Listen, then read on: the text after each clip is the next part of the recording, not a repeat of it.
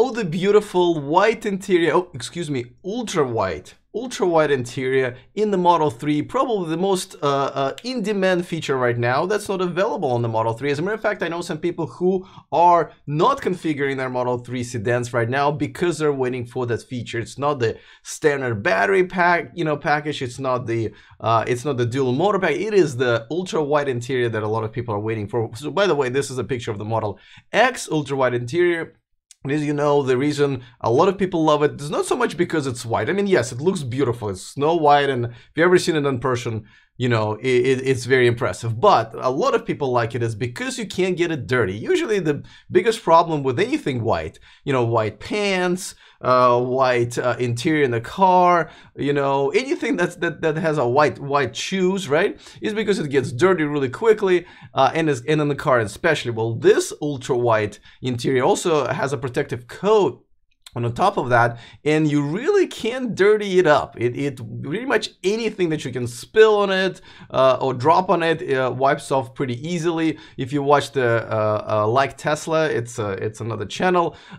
They've done a bunch of stuff that they spill coffee and other things on their seats, and they just wiped right off. So a lot of people absolutely love it. I actually have to say, if that feature, if that interior option was available on a Model S that when I was getting mine, I would have totally gotten that. I think the next one is definitely going to have it. But anyway, so a lot of people are waiting for it, and we really kind of didn't really have any clue when it's coming. Like when people ask me, I would say, well, I don't know, but probably by the end of summer, because they got other bigger fish to fry. Well, so Electrek.co is reported that one of their readers, I guess, spotted. By the way, this is what the interior kind of looks like right now in the dark. And by the way, all interiors right now are vegan for all Teslas. Just kind of a FYI. So they've spotted a Model 3 here in the Daly City, which is about 25 miles away from their headquarters, about 35 miles away from the factory. So a long way, I would say, because whenever you see like test cars driving around, it's usually within a 1 or 2 or 3 miles from the factory or the headquarters. Well, this one made it out there pretty far in Daly City, and it had a white interior, which kind of tells us that whenever they're testing something out, it means it's coming relatively soon. And as we know, they kind of had no problems rolling out at least saying that they're going to roll out a dual motor option for the Model 3 a little bit earlier. And so okay, let me just switch back to the white before the standard package, right? And it appears that it's and expanding in Canada. So it appears that everything right now is about a Model 3 getting the most expensive configuration out there, making those high margins. So that kind of makes sense. Now this interior is about what? It's $2,500, I believe, for the Model S, Model X, and I'm assuming it's going to cost, well, probably just as much on a Model 3. So that to me indicates that they are going to start having it as an option. Specifically because it's just going to make them more money, and the more money they make, the more margin, the better their balance sheet looks like by the end of this quarter. And it's all understandable. But the good news is, if you are waiting for this feature, I would say that you might be not waiting for too long, at least not as long as we all thought, because they might just be pushing this this feature, this option, a little bit closer to now. Nice shirt, says Jose in the chat room. Yeah, did you read the second part? Yeah, it's true. It's true. If you by the way, if you want to grab one of these, it's in the description of this video, the link to where you can purchase the shirt. Also in the description of this video, of course, the link where you can submit your email address to Tesla for their newsletter, and you would also get a chance of driving this semi-truck, hopefully with me. Hopefully we'll make a video out of it, but just go ahead and submit your email using the referral link in the description of this video. Also grab a discount code for Evernex, the sponsor of this video on this channel, the aftermarket accessories for Teslas. All right, let's move on to the next story, which is also a Model 3 story, believe it or not. Somehow Model 3 gets all the attention. But anyway, so they released a software update, and they've updated with some features that Model S and Model X got retrofitted with, well, updated with, I should probably say. And because every time I say something wrong, just a little bit, boom, bunch of comments. Alex, you are wrong. Anyway, so you update it, over the air update, and one of the well, really the main feature for the Model 3 is now you can manage your keys, the phone keys, as they call them, on the screen of your car. Now, I'm kind of surprised that this feature wasn't there already, because I would have thought that would be very important. But as you know, Model 3, you don't really get a fob, right? You basically, you're assumed that you're gonna have your smartphone control your car, and it doesn't have to be your specific smartphone. You can control it from any smartphone if you issue these digital keys. So if you're renting this car out, you know, there's a bunch of you know, car renting services. You can generate a key for a certain amount of time, like for 24 hours, to somebody else, so they can drive your car, and then you get that key kind of deleted. You know, sometimes let's say your kids can only drive it, and I don't know if you can actually configure it that precisely, but I'm sure you will in the future, where your kids can, well, your kids can only have the keys, you know, from 6 to 8 or 6 to 9, and because their curfew is at 9 or whatever. So it's a pretty cool feature. Of course, there's a backup as a little, you know, kind of hotel key type of a card. So it's a backup feature, but you presume to use the phone, and now you can actually manage all the keys that you've ever sort of given out.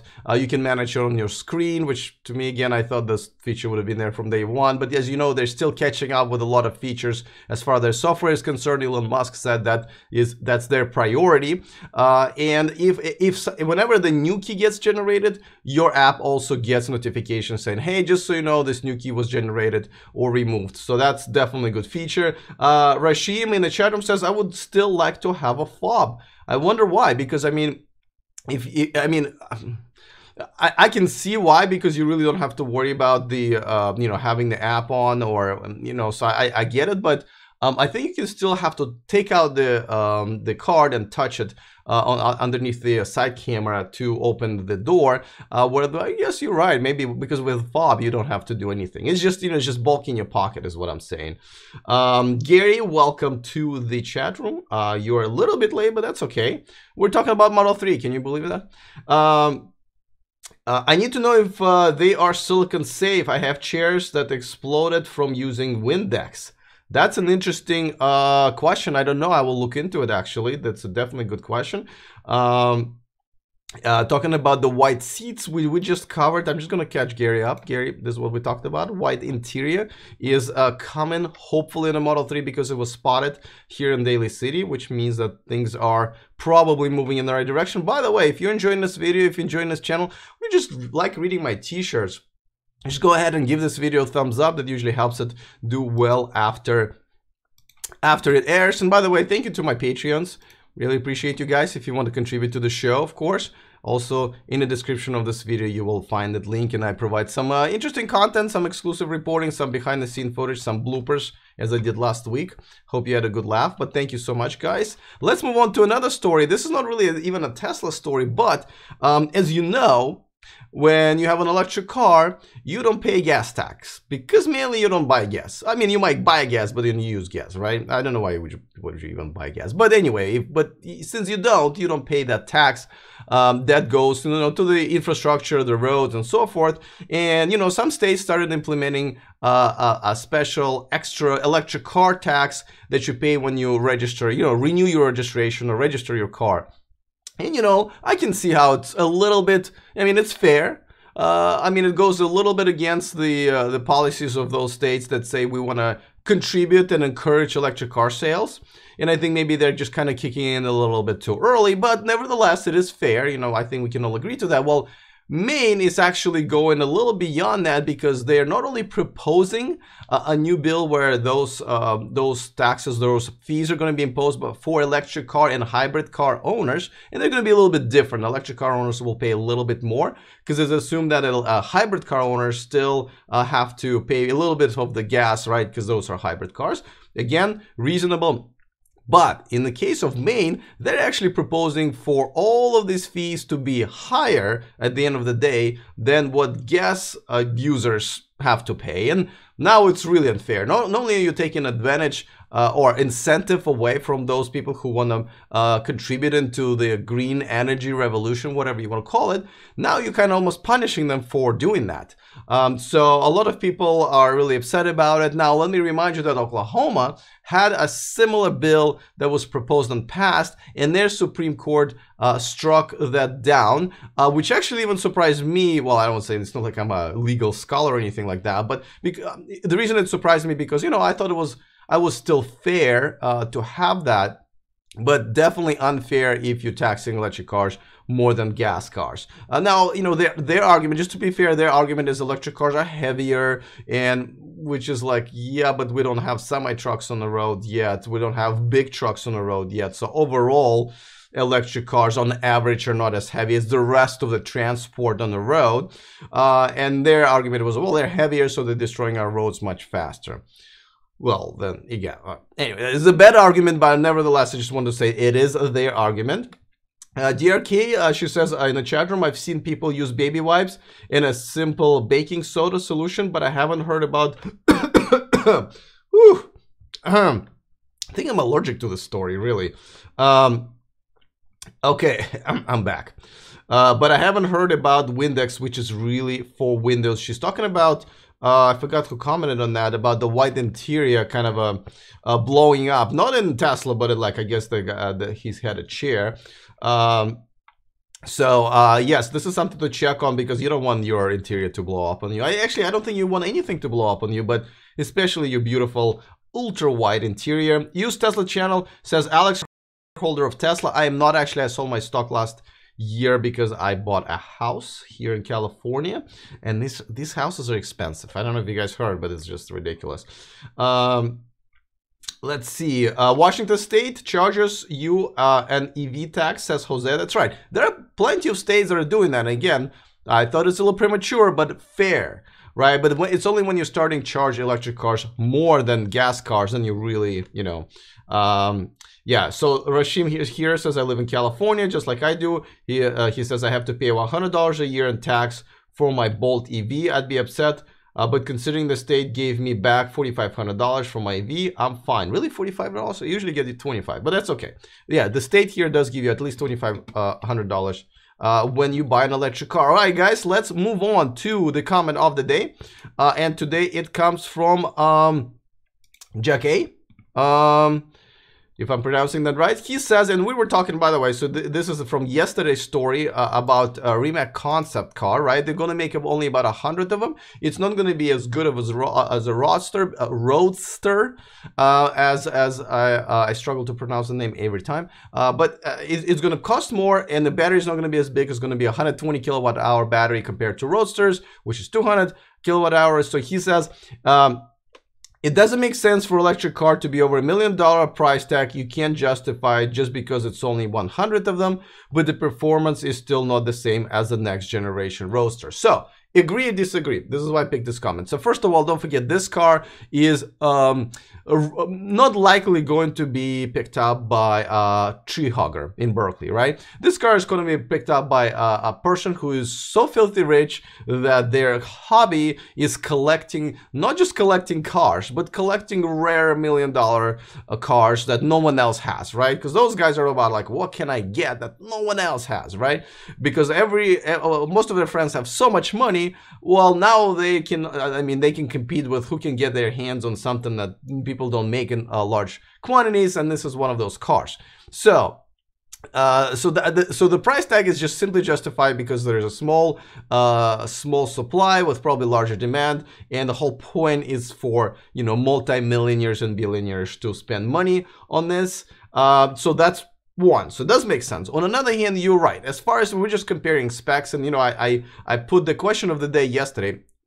Every time I repost the live video, I usually have a question of the day. And yesterday, when I featured the story, I asked, hey guys, if price was not an option and you have a choice of one or the other, which one would you pick? And I don't think a single one picked this over $1 million car. Everybody picked a Roadster, which is only $250,000. And it's because, and everyone just said, listen, it's a better car. And I agree. If you're really just trying to get for a better car, obviously supercharging network and just overall, they said they just like Tesla as a brand, then you would go for that. But just the battery size and obviously the performance is going to be better. So that is the question, the comment of the day. Really appreciate it. Quickly back to the main thing. Coog in the chat room says Maine and all states should increase gas and diesel vehicle tax to disincentive